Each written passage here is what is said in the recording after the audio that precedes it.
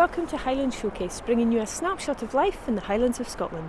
You join us here on the River Spey at Carron for the opening day of the salmon fishing season. I'm going to be trying my hand at fly fishing, but first of all, let's take a look at what's in this week's show. Coming up on this week's show, I am in Aberlour for the opening of the salmon fishing season on the River Spey. I try my hand at fly fishing at Carron. Mimi meets 3 talented designer sisters from Adley, and I meet Jim Walker, Managing Director of Walker's Shoreline. The opening of the River Spey marks the first day of the season for salmon fishing.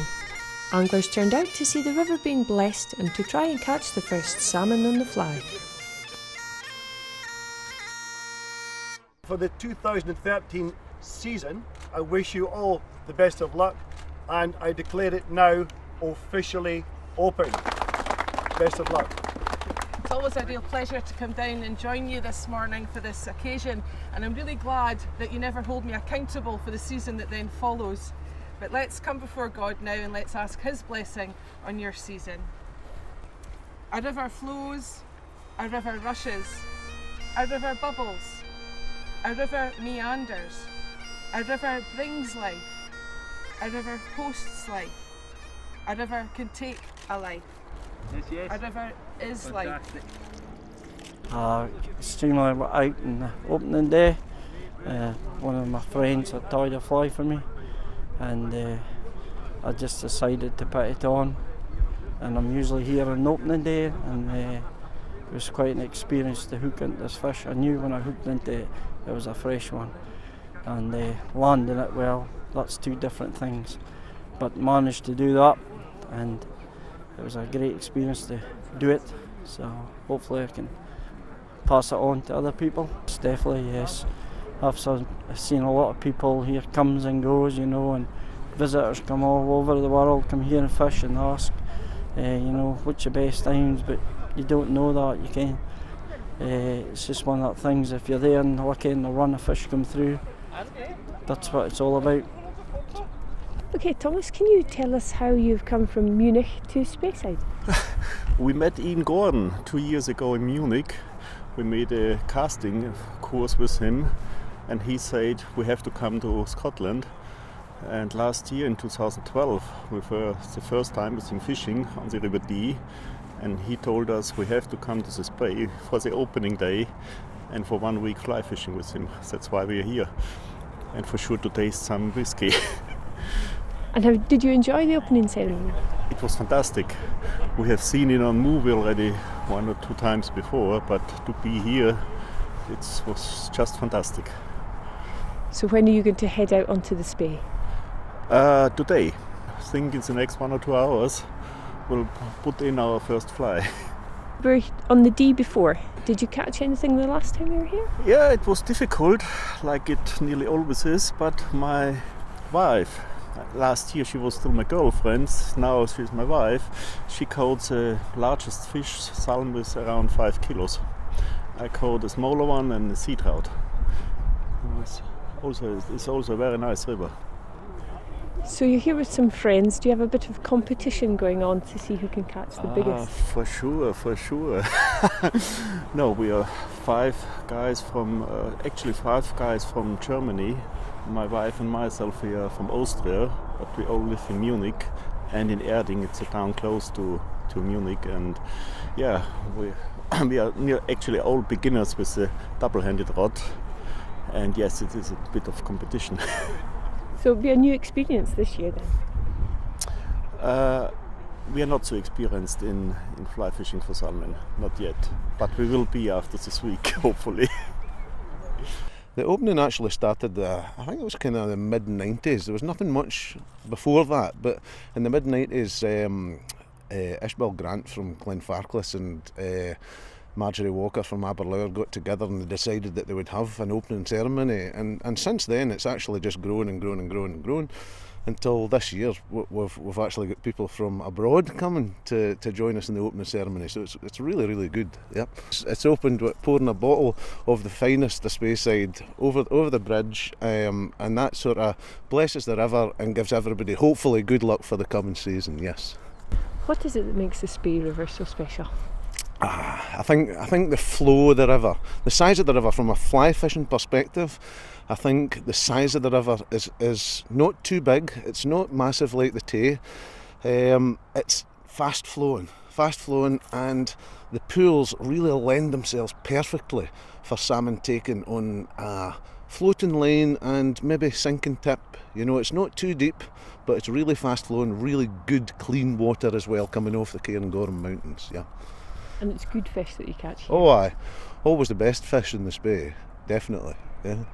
I've been fishing on the Spey since I was 8 years old, aye. So my father taught me to fish, and it's like a passion, it's a way of life, you know. And we've got some great characters on the river, we've got some fantastic beats, and we've got such a long season, it just makes so much fun through the whole year, definitely. After the official opening of the Spey, I headed to the Carron Beat, which is just over 2 miles up the river from Aberlour, where I have my first ever fly fishing lesson with Gilly Ian Borthwick.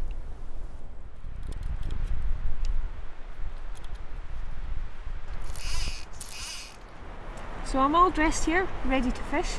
I've got Ian, who's going to show me how to fish. First of all, Ian, can you tell us about the fly that we're going to be using today? Today we've tied on a Carron fly, a number 6 Carron fly. It's quite a bright fly in colours of orange and yellow and a gold body. Since we've been using it, it has been quite successful. So as I say, we'll try that on and hopefully give us a fish today. No guarantees. What is it that's important about the fly? Size is more important than a fly. In the colder water you use slightly bigger flies, warmer water, smaller flies. And the rod that we're going to use today? The rod we're using today is a 4-piece Carron 15-foot rod. Again, was designed by one of the owners of the beat here, a man called James Jack.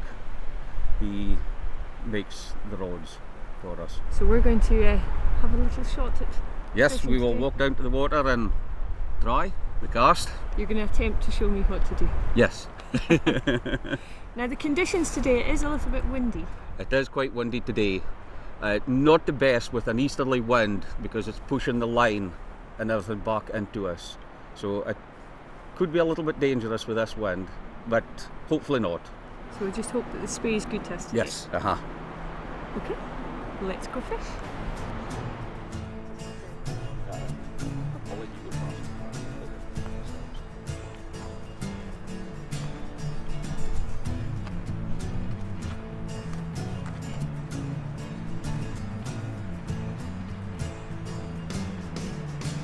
So we're down here on the bank. Ian, we've got sunglasses with us. That's right, we've got the sunglasses simply for safety reasons. It's just with this wind, as I say, it could blow the fly back into our face, and the last thing you want is the fly in your eye. So for safety reasons, we will be wearing the dark glasses. And not just that, when you're wading, it actually does help to see down into the river, to see all the big stones and that. So as I say, we'll put them on just now. Okay, so Right, what's first? so what we'll do now is I'll actually just show you the Spey cast, the single Spey cast that we're going to be doing today. And then it'll be your turn to show me how good you are. So we'll just get some line out just now. Now, Heather, from this position, you can take your rod up to about there. From there, we're going to dip the rod a little bit and then bring it up to about 12 o'clock here. By the time the rod's at 12 o'clock, hopefully my fly should be lying in the water about that position where the rod is. Once it's in the water, it'll form a nice D effect or belly line behind you, and then we'll push forward to put the line out. So I'll show you it in stages of the cast. Right, we're ready. So gently we'll bring the fly up to that position. Again, a little bit high there because the wind caught it, but it's still okay. And then once it's in that position, I'll cast the line down. And once we've got it to that position, I'll show you the whole cast. So we'll lift it up, bring it up to that position, pause, and push it out. Right. Looks easy. Yeah. Trust me, it's not. Right, if you want to try that. Okay. Right, now just lift the rod up slightly. Right, that's it. Bring it up, pause, and push. That's it. Yeah. Try and, is it, when you're casting as well, when you're going to drop your fly there, just twist your body round slightly so you're looking at that position. Right. And then that gives you the angle to put it across. When you're standing like that, obviously your line's going to go back down that way. So, lift. Gently up, pause. That's it. That's very good. You're doing excellent. So when did the fish come? That's the harder part. Whenever they want to. Exactly, exactly. That's the beauty of the sport. You never know when. It could be your first cast of the day. It could be your last cast of the day. Now that's you ready to cast again. Just exactly the same as what you've done there. So lift. Pause. That's it. That's going out okay. We're getting there. You're doing very well. Just lower the rod. That's it. Just keep it more in a. So that's kind it. of. Aye. So I'm pointing That towards the fly. pointing towards the fly. Right. Okay.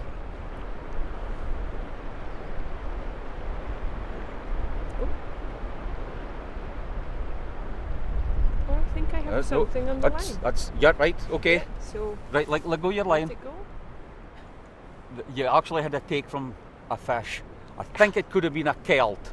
That's a fish that's come up last year and spawned and is now Right. making its way back out to the sea again. It is very calming though, even in the wind, isn't it? Oh yes, very relaxing. Yeah. Can't be sometimes. When you're not catching fish, it's not. Well, we've only had a nibble so far. Well, at least we've had a take from Yes. something.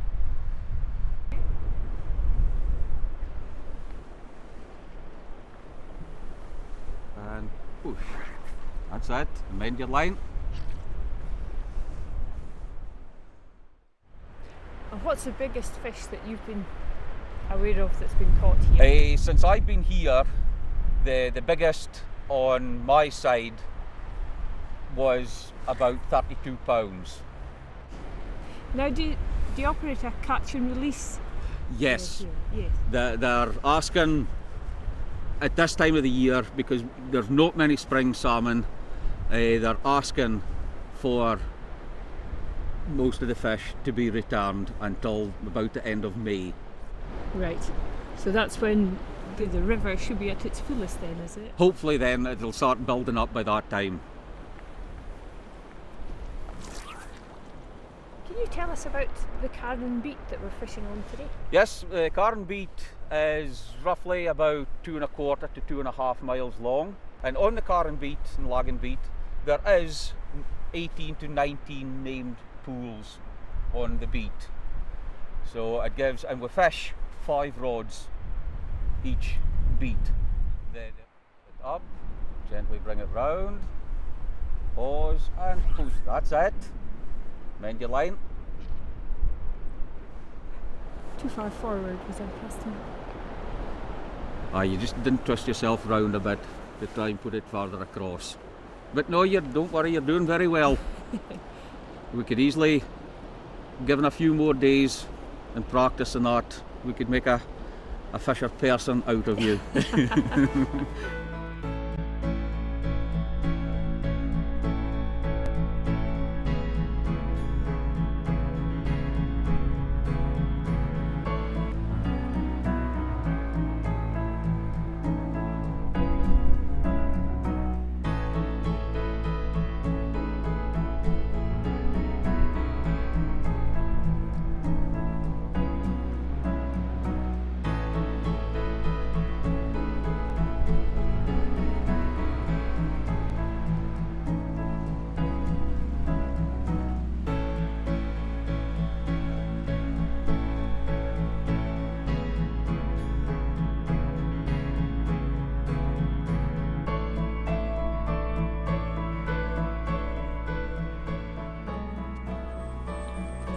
Join us in part 2, where Mimi meets 3 designer sisters in Advi, and I meet Jim Walker of Walker's Shortbread.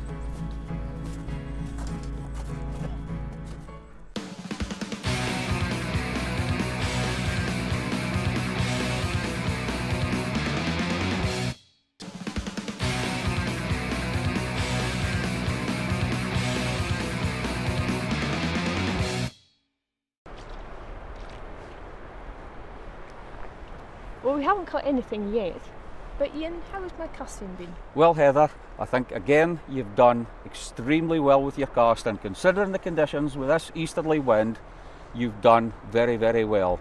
And it's a pleasure to teach a lady to fish, because they do tend to listen to what we're trying to tell them. And again, it's not about brute strength, it's all about timing. And the ladies don't have the same strength as a man, so they do get the timing and they find the casting a lot easier. As I say, men do get bored at it and go to brute strength, and it's not about brute strength, it's about timing. Well, we're going to pop in for some lunch, but you're going to head off to Advi with Mimi and meet some designers. Harris tweed, otherwise known in Gaelic as claw moor, is regarded as the champagne of fabrics. It plays a vital role in the Scottish textile industry, and so much so that it even has its own Act of Parliament which governs it. Now, the orb symbol that you see on the label on the fabric, that basically authenticates that it's made from 100% pure virgin wool. It's spun, dyed and woven by the islanders of the Outer Hebrides. Woven on treadle-powered looms, this fabric is purely made by manpower and no form of electricity is used. Now, this fabric dates back centuries, and even during the Industrial Revolution, the islanders still retained their traditional methods. Now, originally used to keep somebody warm, it was also used as a form of barter, and, well, it wouldn't have been unusual for the crofters to have paid their rent in blankets.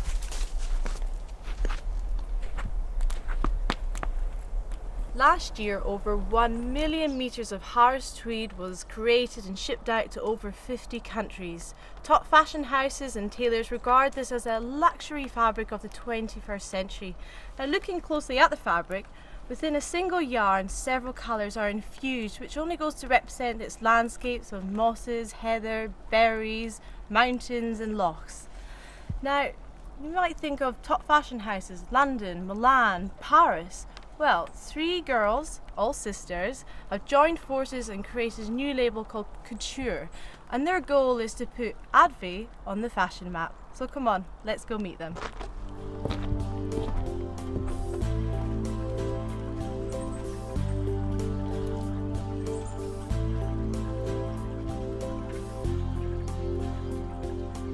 Harriet, Matilda and Jemima Kirkwood have received so much support in launching their fashion label. They've had support from Harris Tweed of Hebrides as well as Johnston's of Elgin. But what really makes them unusual is that their 3 sisters have joined forces. So tell me, what brought about this whole label being launched? Well, I think the fact that we all studied performance costume at the Edinburgh College of Art in consecutive years. All 3 of you? All 3 of us. All 3 of you, yeah. Started off there. And when we came out, we did a number of different freelance positions in costume world. So we had film and television stuff, as well as a bit of travelling and things like that.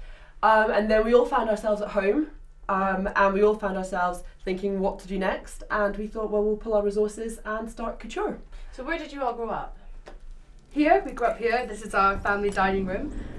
We've lived in this house now for 21 years, I think.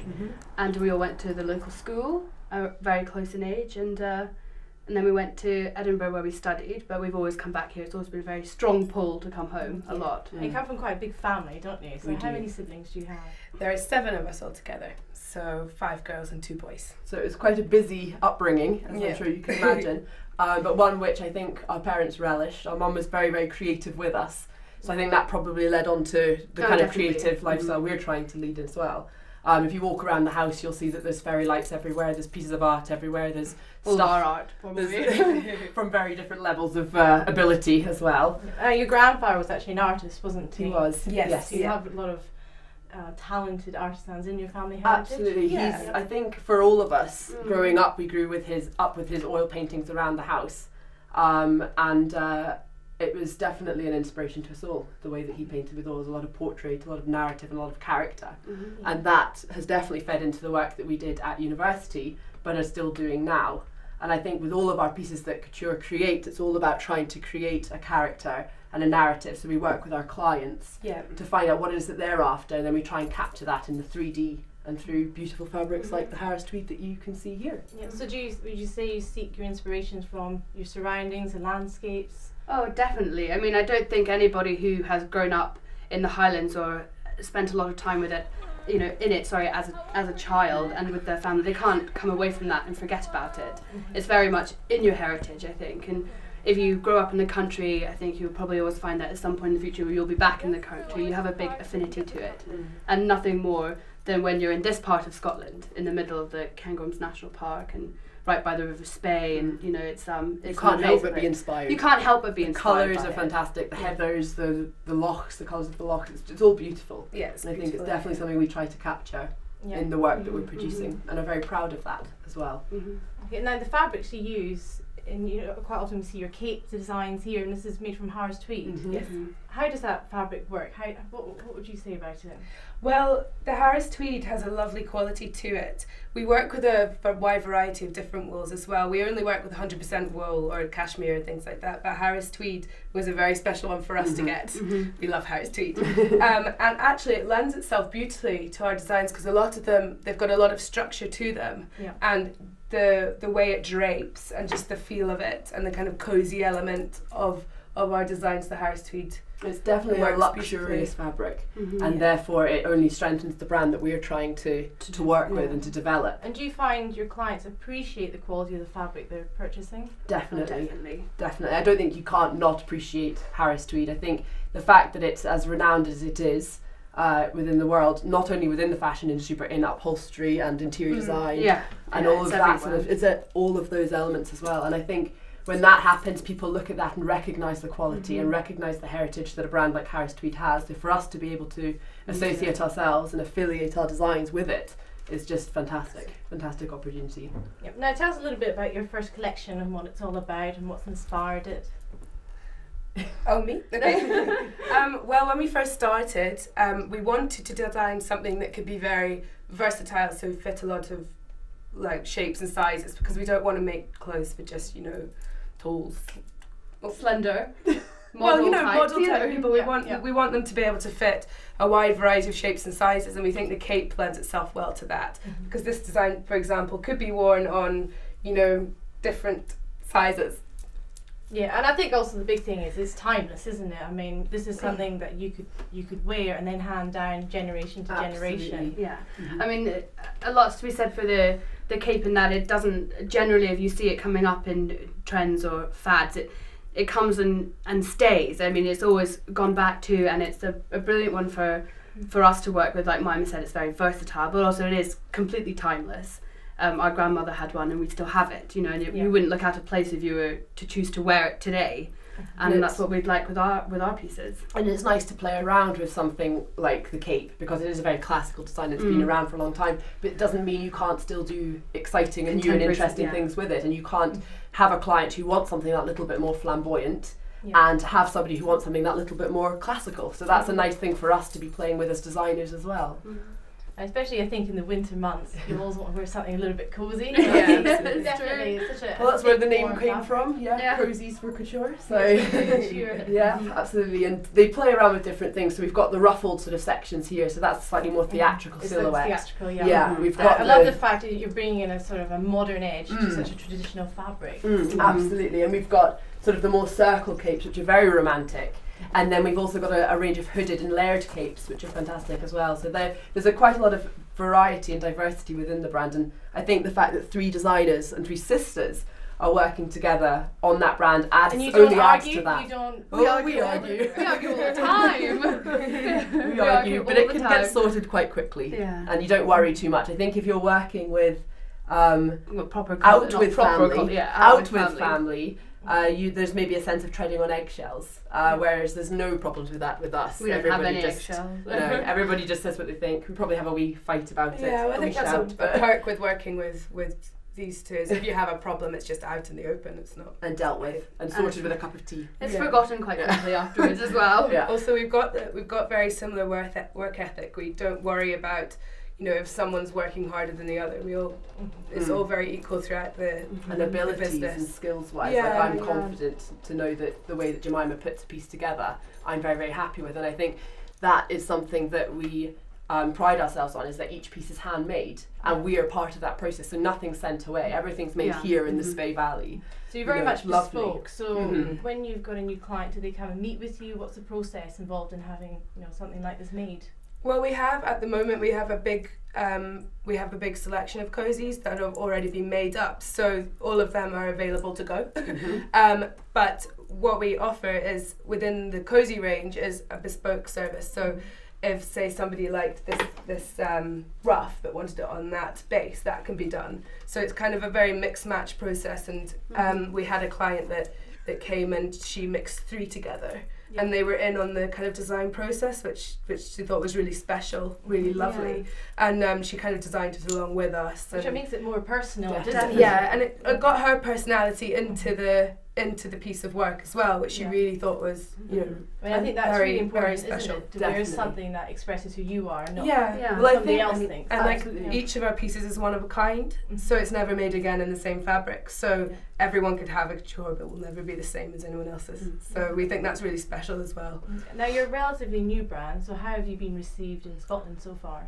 Really well. Really. You sound so surprised. Yeah, well, lots of positive press coverage recently. And we recently, last year, won the Most Enterprising Business Award with Murray Businesswoman. And we just found out that we've been nominated for the Scottish Variety Awards. Well done. Very exciting. Yeah. So that's happening in March, so we'll find out then. Best new artist or designer. So. Yeah. So Scottish. Oh. We have a lot of positive feedback about our designs and our work. And what sort of age range are you marketing yourself at? Everyone. Yeah, it's true. I mean, I think that's one thing that is really lovely. And in a lot of our marketing and you know the leaflets, when we make our business cards, we use our Phoebe and Gussie, our sisters. They're brilliant support. And we do all the photography. We do all the photography and we do all the formatting for them and all the styling. We put the whole lot together. But we have most of the people that have bought what we make are older than that, and it's just I think it's lovely because they do translate over all ages. Although there are some that we find are more appealing to the younger ones. The hoods tend to be very popular with younger people, and quite a lot of the fuller capes perhaps for the older ones. But actually, you could put them on 3 different age of women, and they would translate across all of them, which I think is lovely. Quite nice as well because the clients that have come to us aren't always women, so we have gentlemen coming and buying for their wives, which is quite nice. And I think in more than one case it's been the Harris Tweeds that have gone when it's a gentleman buyer, and I think that's quite interesting because obviously they themselves are recognising the quality of Harris Tweed as well, and are seeing that as something that they think their wife would see and enjoy and love as well. So Now, do you find the Highlands fashionable? Well, obviously. I think the world today is very, very disposable when it comes to fashion. I think it's able to be, and I think what we're trying to create is something that's a lifelong piece, something that they will buy today and treasure for the rest of their lives. And I think that's something that we all hold true to when we design a piece and when we hand make a piece, and even through the process that we go through. We love that process there, which is again why wools and tweeds are fantastic to work with, because it's almost as if the history of the process of weaving is in there as well, with all the fibres, and I think that's something we really love. I think it's probably quite rare today that you can say that if you have a piece that's made, you can say, yes, I know it was woven in the Outer Hebrides on a hand loom by someone who lives there, and yes, it was then shipped over, these girls bought it and they made it in their dining room with their sewing machines. No, it's not being shipped anywhere to be done, it's all done here, and that I think is quite special, and I think especially today when things can come around so quickly. Yeah, and I think in years to come, those pieces will still they're timeless, as you said yourself, and I think that's something that's a real strength for us. And although around us fashion is very disposable, we still feel that there's that market out there that appreciate that fashion is something that says a lot about you and you want to really invest in that. Yeah. Well, you're obviously very passionate about what you do, which is fantastic. I think what's so lovely is, you know, having something made and knowing that the fabric has been made, you know, with so much history, and then you're touching this fabric and putting so much love, you know, and belief in what you're doing, and then being able to come to you and have something bespoke, one-off, and then also have your input on how you want it. So I think it's fantastic. Well, I hope you all the best. Thank you all the very best much. in the future. Thank you. Let's hope you go global. Now we rejoin Heather back in Aberlour.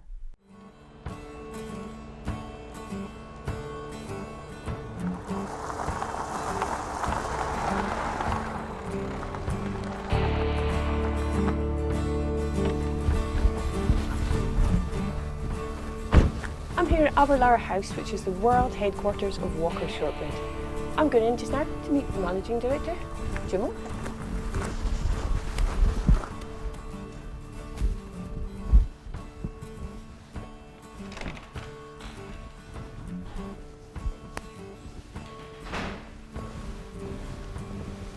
Hello, Heather. Hello there. Good to see you. Just come this way. Thank you.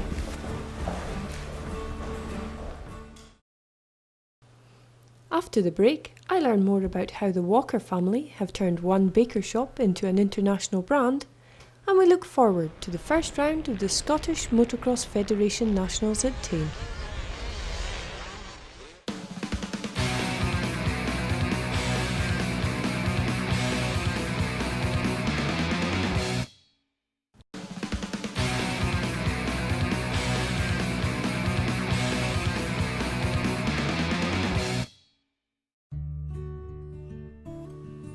I met Jim Walker at Aberlour House, the world headquarters of Walker's Shortbread, to learn more about the family-run company, its beginnings and what the future holds. We're standing here in front of some of the products that Walker's produce, but this started off long ago as one man's dream. Yes, that's correct, Heather. My grandfather, Joseph Walker, founded the company in 1898 with a little more than a £50 loan, and the dream of making the finest shop in the world. So you've gone from that one shop to having a 50% share of the UK market? Well, the company has grown steadily over many years now, and we've been fortunate able to remain independent, and the company has continued to grow. So how have you managed to grow it and still remain independent? Well, I think the company has continued to grow partly because of a Scottish attitude to be canny and cautious and careful, and not to try to grow too quickly. Where we are, we're in one of the most beautiful parts of Scotland. There's not a lot of alternative employment, and we're very committed to creating long-term employment. So the business that we develop, we really are very committed to trying to develop sustainable business that's going to be here for a long time and secure long-term jobs rather than a big order for 1 or 2 years and then you lose it again. And we really try to develop long-term relations with all our customers, and the business has thrived, I think, because of that. But most of all, because of the quality of the product, I think, is what's made the business in the first place. Now, the quality of the product, it really does give Walker's its name. How have you maintained that over the years? I think it's being a family company and managing it with a passion that you would never get in a non-family company. By having huge attention to detail and by staying close to the company ourselves. My brother Joe looks after production and purchasing of all the raw materials, and he's very, very close to every aspect of production. I try to stay very close to our customers, and I think staying close to the critical areas of the company, when having grown up with the company ourselves, I think has given us a commitment that you perhaps don't quite get in large multinational companies, Heather. This is still an independent family-run business. Do you see Walker's continuing this way? Well, we'll do everything possible to ensure that it does continue that way. We're family-run, and we'll do everything to maintain it in the family in the future. It's almost written in stone that we maintain our independence, and we have a huge social interdependency with the village too. So obviously we will do everything to maintain it as an independent company, and certainly a family company as well is equally important. It's run by my brother Joe and myself at the moment, along with Joe's 3 children: Nikki, Richard and Philippa, all of whom have key roles in the company. I have 4 children, and I'm hoping that 1 or 2 of them will come in the future as well, so hopefully there'll be enough for the next generation to keep it independent and keep it progressing in the future, but always in Aberlour. Now, you said when you joined the company, that was back in... Many years ago, longer than I care to admit, but it was in the 60s. And you've gone from employing 100 people then to over 1,200? Yeah, we're about 1,200 now at the quiet time of year, and when we get busy in the run into Christmas, we employ about over 1,600 then. And how do you maintain that loyalty? Well, I think we're close to all of our workforce, even though it's a bigger workforce now. We still try and stay very close to it. We've got dozens of really fantastic people, and we always say we've got the best workforce in the world. We're very, very fortunate. Our demographics here in Speyside was perfect because we're amongst all the distilleries, and they mainly employ male labour, whereas we were originally mainly female labour. So we could get plenty of very good staff. We have many people who have been with us for many years, and probably of all statistics of the company, I think the one that we're most proud of is the fact that more than half of our senior managers have been with us since they left school. They started as bakers in many cases, worked very hard, seized their opportunities and developed as the company developed. And we really do try to develop from within, and the workforce knows that. And we always try to appoint new employees from within if we can get somebody here to do the job. And we get huge loyalty and commitment because of that, and that affects the quality of the product and the integrity of the company too. Now, you're well known for shortbread, but there's a whole range of products. Yes, originally we were a village bakery making shortbread and dozens of other products as well. So we had the experience and the skills in making other Scottish specialities. So our range now includes other really Scottish bakery specialties, including a wide range of shortbread, but also a range of oat cakes. We make a range of biscuits, fruit cakes, meringues, and we make quite a few mince pies as well. It's a real traditional favourite at Christmas time. The export market has really worked well for you. How do you manage to bake it all here in Aberlour? We're absolutely committed to making everything in Speyside. We never license our brand and allow it to be produced in any other country, and we don't have any factories elsewhere, but we now have 4 factories really now in Aberlour and 2 in Elgin, and we would never license our brand to be made by anyone else. We need to supervise it personally, and it's just from the heart really. And but still, everything's made here. It's made to a quality rather than a price, and our freight costs are very, very high, but we believe we're making the finest quality shortbread in the world, and it's worth shipping the distance, and the freight costs are manageable relative to the value of the product. So you control the ingredients because you make it all here?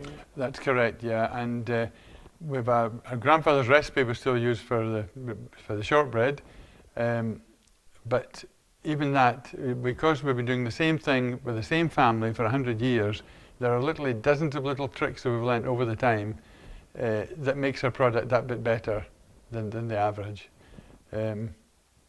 Yeah, there's lots of little things that we've learned how to make it. It sounds easy making shortbread, and everyone can make shortbread, but the trick is making it absolutely perfect each time, and also making it carefully enough and packaging it well enough so it's as fresh and wholesome and good when the customer gets it as when the day we made it. We ship all over the world, and the product has a shelf life of 12 months, and within that 12 months it's always in good condition. So it's easy making a lovely shortbread that's great the day you made it, but the challenge is making a shortbread that's going to taste as good in 6 months' time. And making it with no additives? It's fundamental to our whole ethos that we guarantee to use the very finest ingredients, and we guarantee not to use any flavourings, colourings or additives. And that's the way we've always made it. It's a very simple recipe, and our whole trick is doing this simple thing well.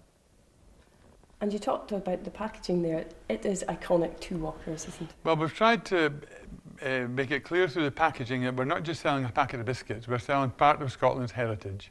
It's much more than just a piece of shortbread. It's Scotland's heritage, and we package it to demonstrate that heritage.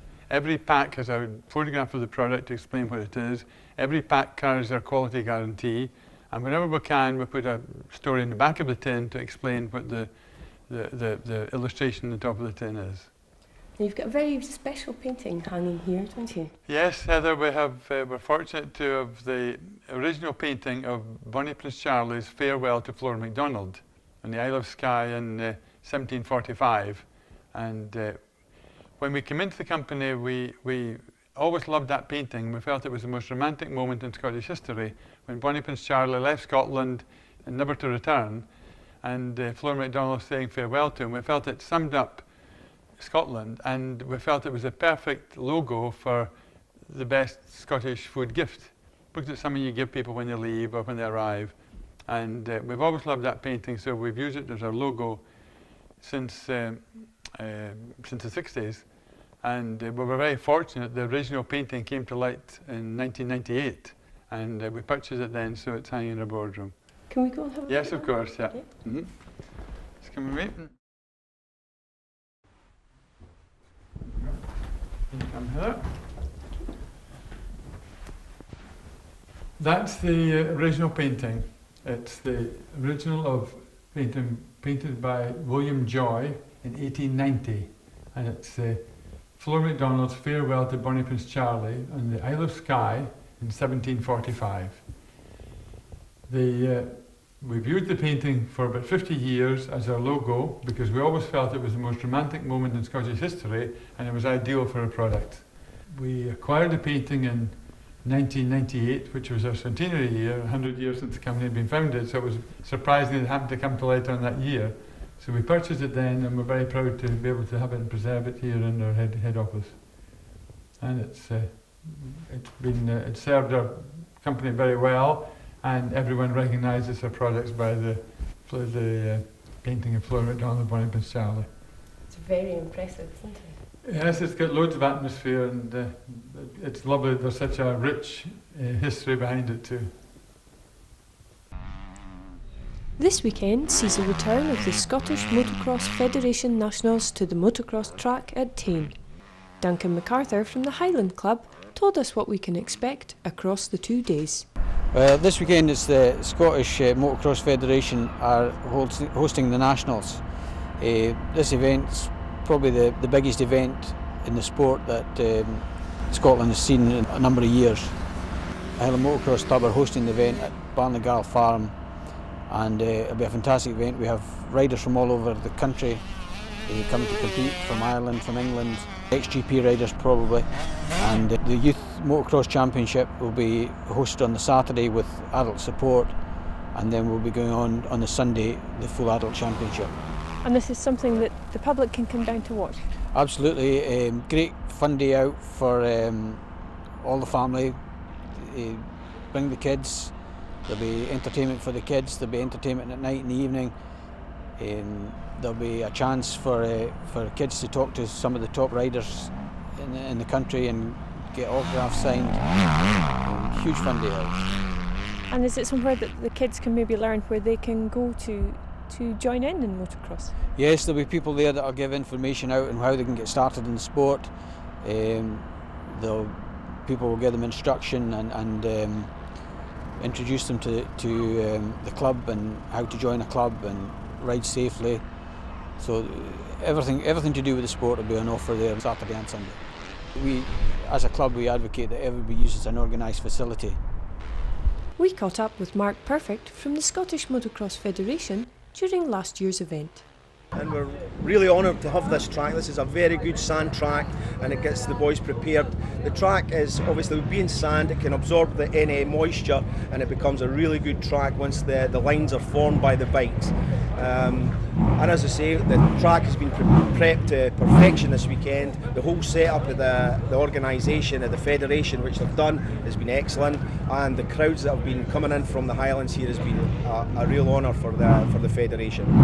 We've been from from all over Scotland. We've got Welsh riders here as well, and we've got some Irish riders also. So it's been really good. We've had a good participation by everybody. All the riders are high as a kite basically to get riding and achieve the Scottish Championship goal. That's their objective here. Schoolboys Saturday, they ride 3 races on a Saturday, and then on the Sunday they do another 2 races. It's a 5-round championship for each of the individual rounds, and there's 6 rounds in total. Everybody's here for the weekend, and if they travel north or wherever they travel from, if they've not got camper vans, what they do is they use local hotels and restaurants and things like that. Some of the guys have been going to the leisure centres and things like that just for a bit of training before the racing, just to get themselves limbered up for the big meeting. We'll definitely be back. We'll be back next year, guaranteed. Guaranteed. Hopefully stronger and more riders. And as long as the weather's good to us, that's fine. Well, the whole weekend is running very successful. We're now 3/4 of the way round through the round, and there's been no incidents, and hopefully the whole championship will conclude very successful. It's been very successful for the Scottish Federation and for Scottish motocross, and we're very proud to be up here in the Highlands. This track was set up approximately 1999, I think it was. My boy Scott Gardner built the track along with ourselves. He's an ex-Scottish motocross champion, and he builds tracks all over the place. He's right into his motocross. We set the track up purely as a sand track, mainly wintertime use. As it's summertime dries out, the sand gets a bit drier, not so good to use. But wintertime, when the rain comes obviously and the track comes into its own, many other tracks in the country get waterlogged, unrideable. This track comes into its own then. The guys are coming. They come from England, Ireland, all over Scotland. It's a great track. It's a very hard track to ride. It's because it's so sandy. It gets so rough very quickly. So as an endurance track as well as a motocross track, it's a very good winter fitness, because generally the motocross season is finished. Coming up in next week's show, Roddy Riddle prepares for his desert marathon, Scooty and the Skyhooks blow the roof off the ironworks during their sellout performance, and Colin McGregor has an arresting experience as he prepares his bike for the long summer ahead.